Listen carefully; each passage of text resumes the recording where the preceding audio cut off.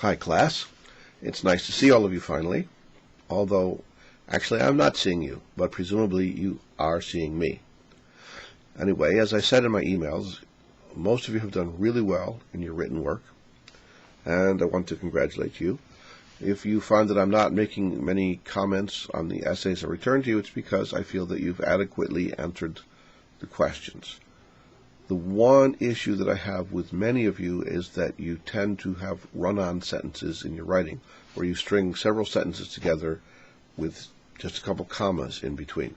This is not good. You should really watch for that, and try to make sure that each sentence is a complete thought, and when you finish the sentence, put a period and start a new sentence, rather than continuing with several thoughts all jumbled into one sentence.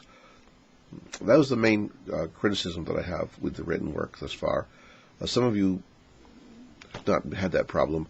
Again, please read and reread your work before you submit it to watch for typos. All right. With regard to ethics, your comments about ethics were all quite insightful.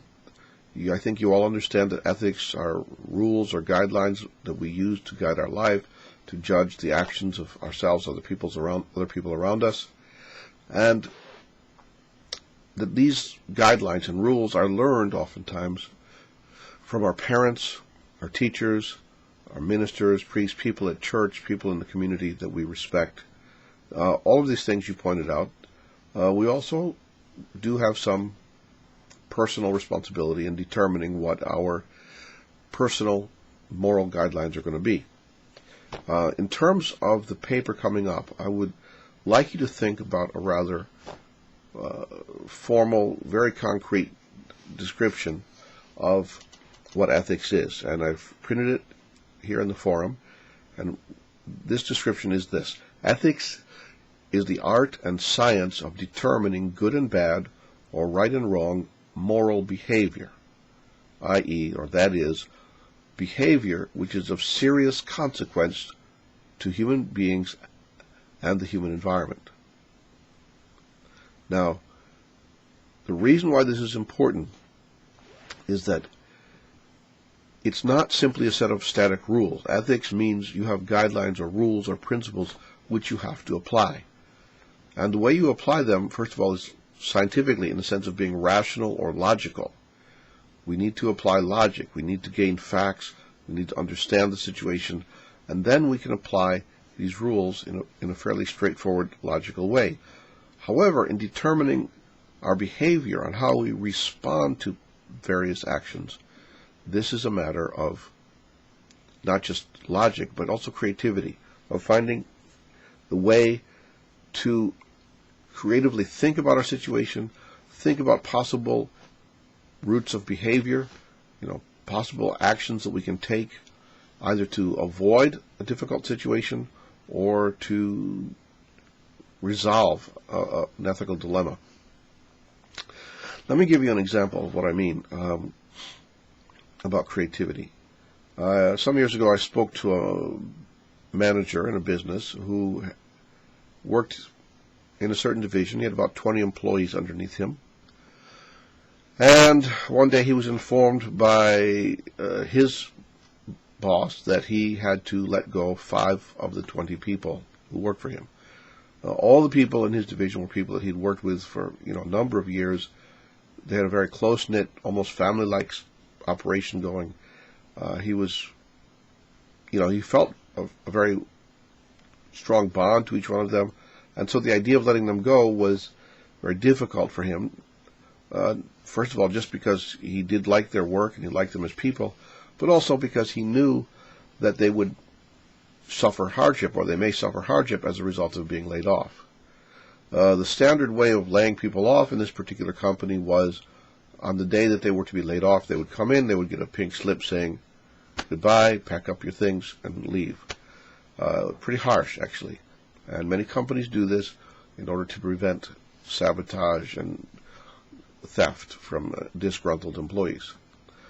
This particular manager felt that this was really cruel and unusual for these people who had been very loyal employees. And in thinking about it, he felt that morally he could not simply use the axe and chop them off.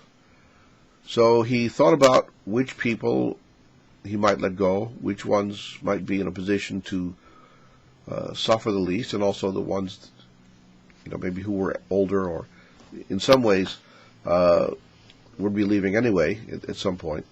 So he gathered these 5 people into his office, one by one, and told them that they were going to be laid off in a few weeks' time, and asked them what they wanted to do. Did they want to be simply laid off so they could look for another job? Would they want to try to find another job within the company? Because actually, this particular company, while it was cutting back in one area, it was expanding in another area.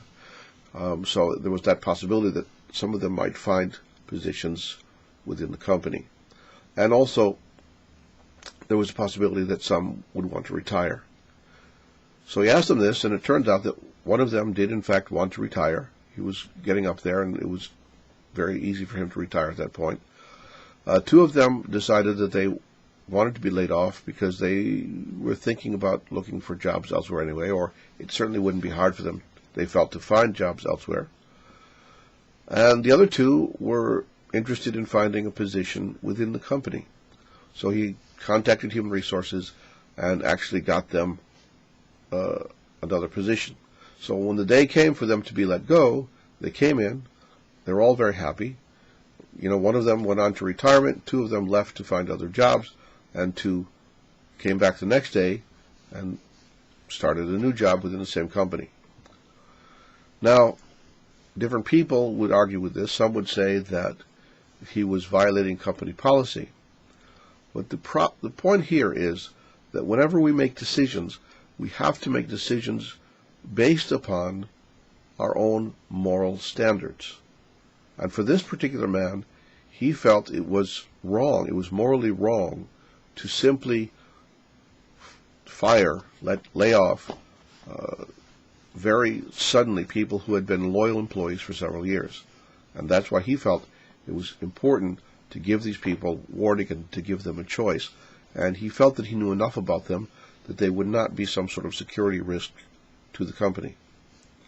Other people may disagree with that and may think that he violated the policy.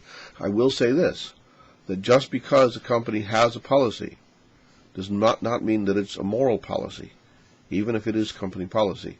And so the issue here is one of trading off this, or trying to balance this manager's responsibility to the company as well as his responsibility to his loyal employees who were in many ways his friends. And this was the decision he made. So this was a decision which was based upon logical thinking, but also upon his creative approach to resolving a difficult situation. So when you're dealing with your final papers, and when you're dealing with moral issues in your own life, try to remember the fact that some ethical problems can be resolved simply by using creative thought. All right? Thank you.